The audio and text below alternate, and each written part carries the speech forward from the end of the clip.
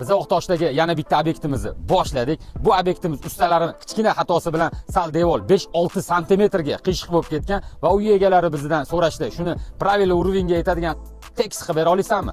Ha, albatta.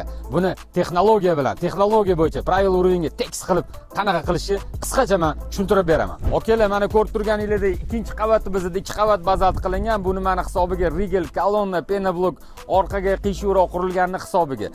Noldan ko'rib tursanglar, biz bir qavatli bazalt bilan olib chiqqanmiz.